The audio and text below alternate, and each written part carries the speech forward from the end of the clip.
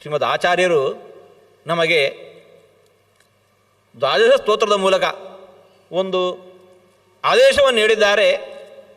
ಕುರು ಭುಂಕ್ಷ್ವಚ ಕರ್ಮ ನಿಜನ್ನಿಯತಂ ಹರಿಪಾದ ವಿನಮ್ರಧಿಯ ಸತತಂ.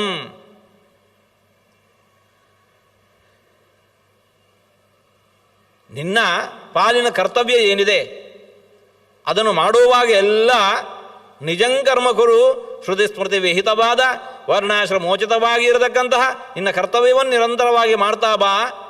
ಆದರೆ ಹಾಗೆ ಮಾಡುವಾಗ ಎಲ್ಲ ಹರಿಪಾದ ವಿನಮ್ರಧಿಯ ಸತತಂ, ಭಗವಂತನ ಈ ಚಿಂತನೆ ಇರಲಿ, ಭಗವಂತ ನನ್ನೊಳಗೆ ನಿಂತುಕೊಂಡು ಇಷ್ಟೆಲ್ಲ ಕಾರ್ಯವನ್ನು ನನ್ನಿಂದ ಮಾಡಿಸ್ತಾ ಇದ್ದಾನೆ ಅನ್ನೋ ಎಚ್ಚರ ಇರಲಿ.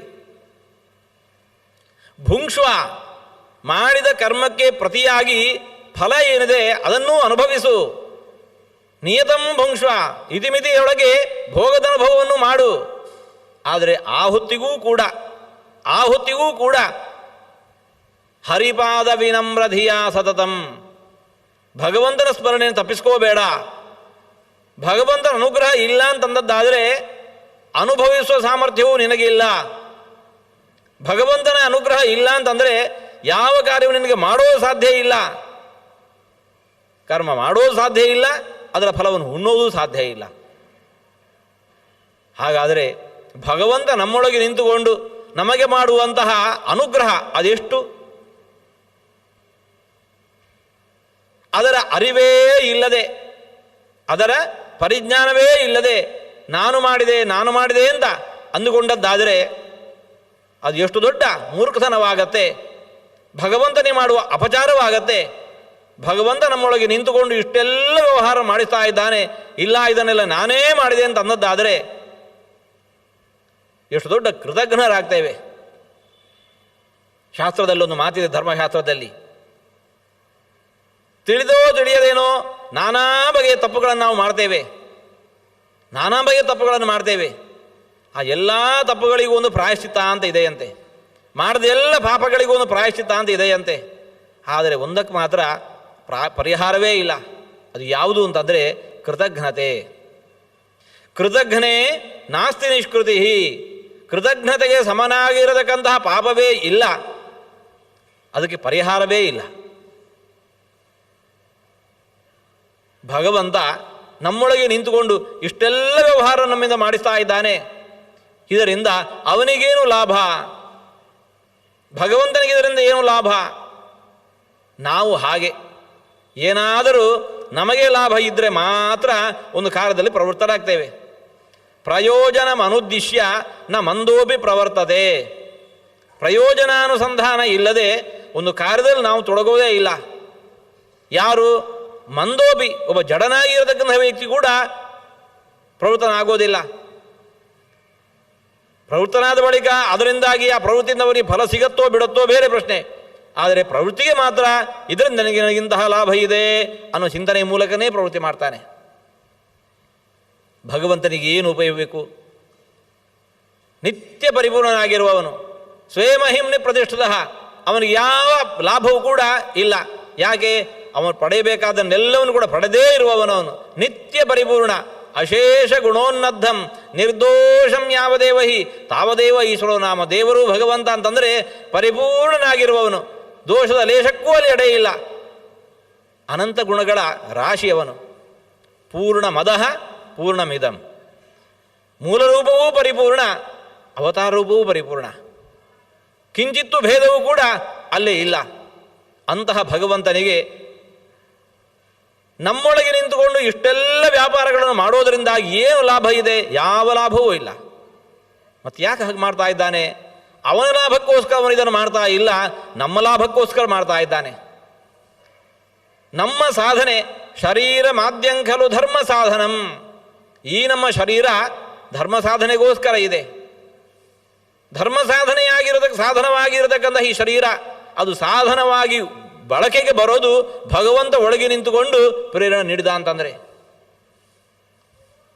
ನಮ್ಮ ಶರೀರದ ಒಳಗೆ ನಿಂತುಕೊಂಡು ತತ್ರ ತತ್ರ ಸ್ಥಿತೋ ವಿಷ್ಣು ತತ್ತಚ್ಛಕ್ತಿ ಪ್ರಬೋಧಯನ್ ಏಕ ಏವ ಮಹಾಶಕ್ತಿ ಕುರುದೇ ಸರ್ವಂ ಅಂಜಸ.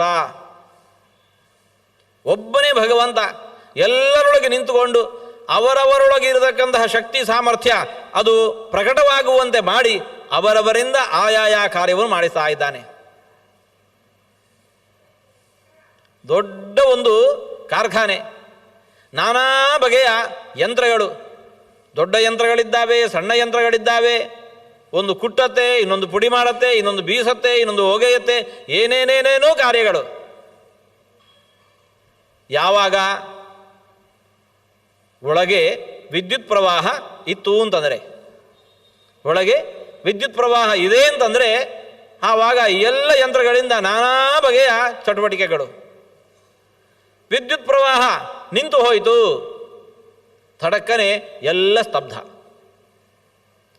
ಏನು ದೊಡ್ಡ ಯಂತ್ರ ಏನೇನು ಕಾರ್ಯ ಮಾಡ್ತಾ ಇತ್ತು, ಪವರ್ ಸಪ್ಲೈ ನಿಂತು ಹೋಯಿತು, ಸಣ್ಣ ಕೆಲಸವೂ ಅದರಿಂದ ನಡೆಯೋದಿಲ್ಲ.